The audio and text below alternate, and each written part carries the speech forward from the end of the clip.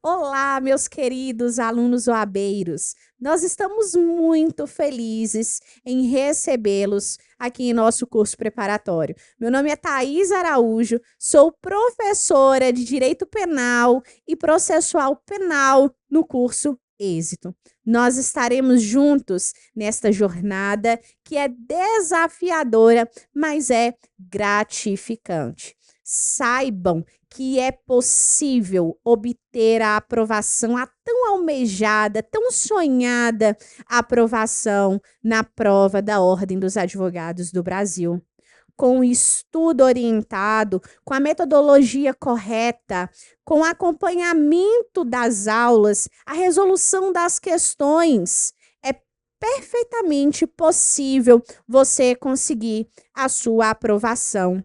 Saibam que o estudo requer atenção. Hoje, vocês estão num processo, num processo de aprendizado, num processo também de renúncias, mas para colher algo muito melhor na frente. A resolução de questões é muito importante para a memorização dos conteúdos. Então, não deixem de resolver questões. O cronograma de estudos também serve para que você acompanhe as aulas e não se perca no meio de tanto conteúdo, conteúdos densos, de muitas disciplinas, como é a prova da OAB. Não deixe acumular conteúdo para que você consiga, de forma mais leve, levar esta jornada de estudos. E saibam também que nós preparamos as nossas aulas, os nossos materiais de forma mais didática possível, objetiva, para que vocês não percam tempo, mas tenham um estudo de qualidade, um estudo orientado, com uma metodologia diferenciada e que com certeza fará a diferença na sua aprovação. E já que estou aqui conversando com vocês, eu vou passar uma dica que sempre cai na prova da OAB, na disciplina de Direito Penal. Uma rápida dica para que vocês consigam pegar aí o primeiro conteúdo de Direito Penal. Vamos falar aqui sobre desistência voluntária, arrependimento eficaz e arrependimento posterior. Olhem só, sobre aqui a desistência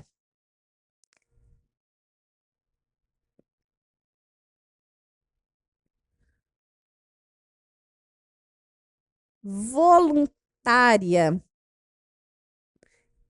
e o arrependimento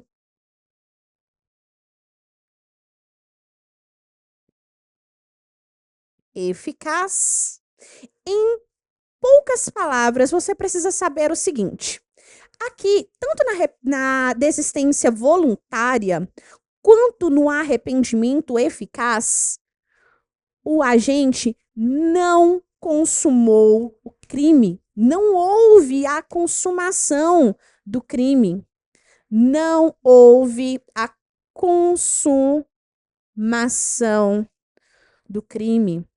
Não houve. O agente praticou um fato típico, ilícito, mas ele não consumou o crime, ok?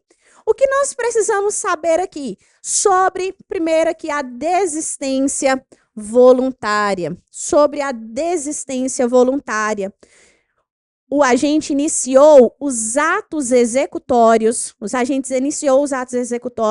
só que ele desistiu de prosseguir com estes atos executórios.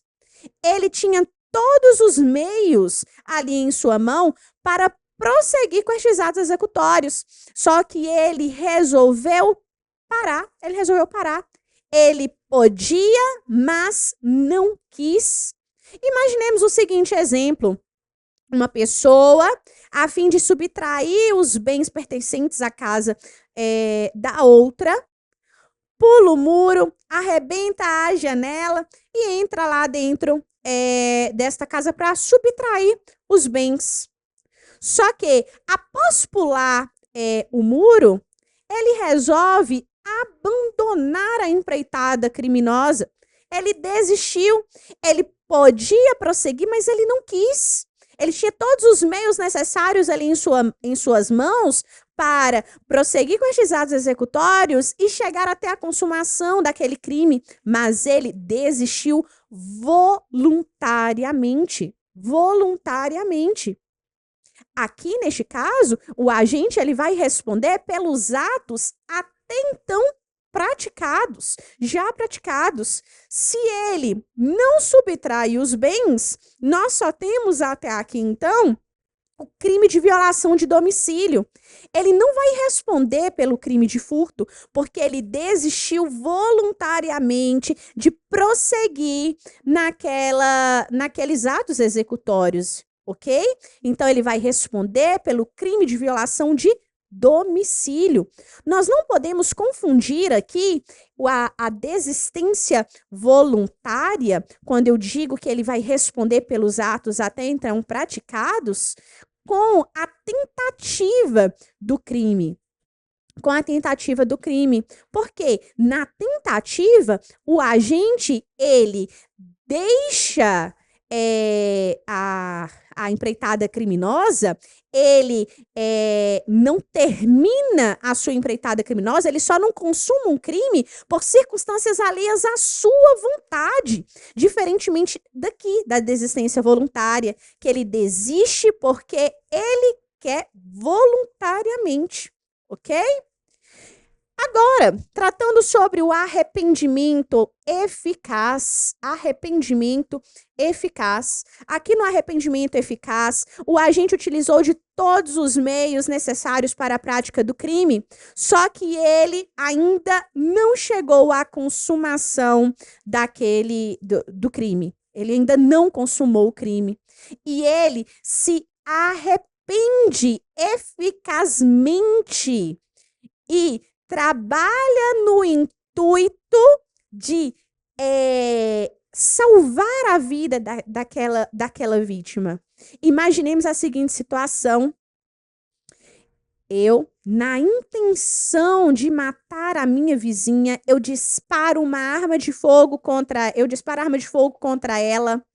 Todas as munições existentes que tinham ali ao meu dispor, eu disparo esta arma de fogo.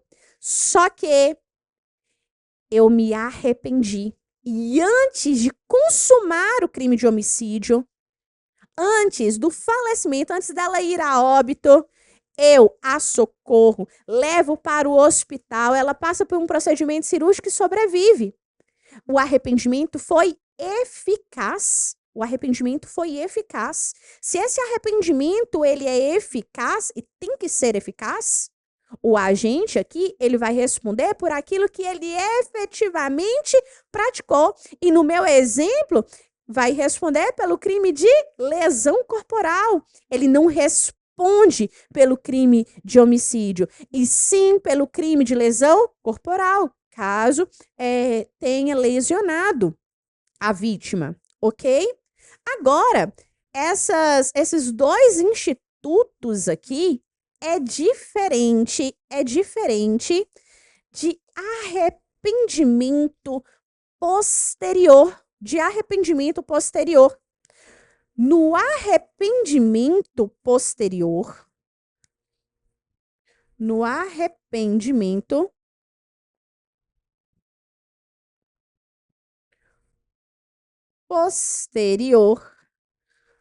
ocorre a consumação do crime. Ocorre a consumação do crime. Só que o agente, ele se arrepende. Primeira coisa que nós precisamos saber aqui sobre o arrependimento posterior. Primeira coisa. O arrependimento posterior não é aplicável aos crimes que são cometidos com violência ou grave ameaça à pessoa.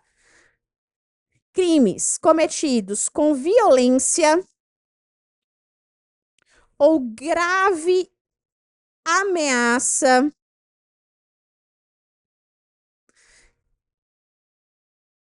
crimes cometidos com violência ou grave ameaça à pessoa, não é aplicável o arrependimento posterior, isto é, no crime de roubo, por exemplo, que é praticado com violência ou grave ameaça, mesmo que a gente se arrependa, não será aplicável o arrependimento posterior, ok? Então, imaginemos o crime de furto, que não é cometido com violência ou grave ameaça. O agente, após a subtração, após a consumação daquele delito, ele pode se arrepender. Imaginemos que eu subtraio o celular de uma pessoa hoje e após a consumação eu me arrependa.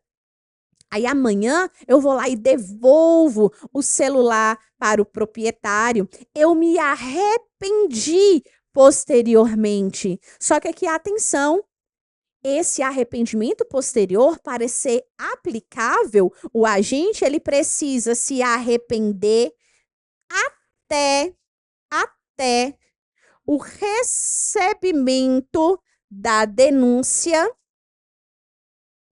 ou queixa. Até o recebimento da denúncia ou queixa. Se o juiz recebeu a denúncia ou recebeu a queixa, não mais será aplicável o arrependimento posterior, ok? Não poderá ser aplicável o arrependimento posterior. E qual que vai ser, então, a aplicabilidade do arrependimento posterior? O arrependimento posterior é uma causa de diminuição de pena.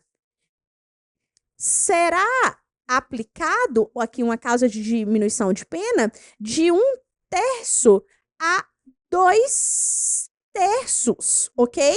De 1/3 a 2/3. Esta causa de diminuição de pena, ela é aplicada em qual fase da dosimetria da pena? Na terceira fase da dosimetria da pena. Então, se o agente se arrepende posteriormente, reparando o dano ou devolvendo ali aquele bem, até o recebimento da denúncia ou da queixa, e não sendo a prática desse delito com violência ou grave ameaça, ele vai ter, no momento da dosimetria da pena, a aplicação desta causa de diminuição de pena, de 1/3 a 2/3, ok? Isto cai, despenca na sua prova. Então, falei aqui de forma geral, né, de forma objetiva, um dos pontos que você vai estudar comigo em direito penal rumo à sua aprovação, ok? Foi um prazer falar com vocês e contem conosco nesta jornada. Um grande abraço e até mais.